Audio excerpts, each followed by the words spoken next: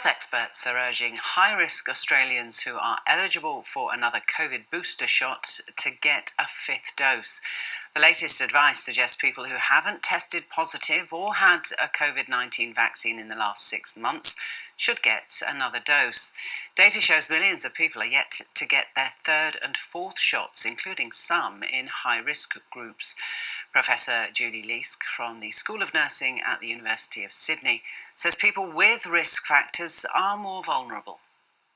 Many people have had a relatively mild illness, but it is still severe for some Australians. So in our last wave since October, there have been 2,600 deaths from COVID, and 800 of those deaths have been in aged care residents.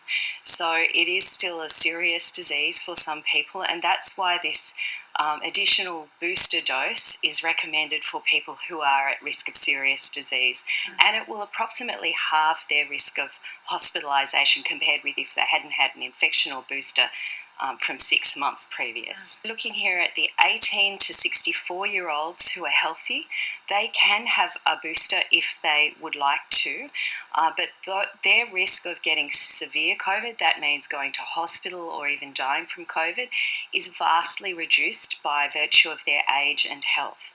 So this is a nuanced recommendation.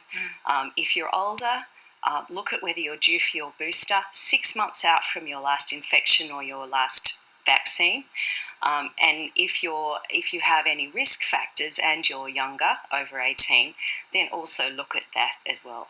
So you're allowed to get a booster from the 20th of this month onwards, and any booster is better than no booster at all if you're in that boosting recommendation category. There is a bivalent vaccine now available. In other words, it's going to give you some protection against both the original variants and the Omicron variant, and that will give you a bit of additional protection. So the recommendation is to have that, but if that doesn't happen to be available for you, go ahead and have a booster anyway, because one booster, regardless of whether it's monovalent or bivalent, is better than no booster.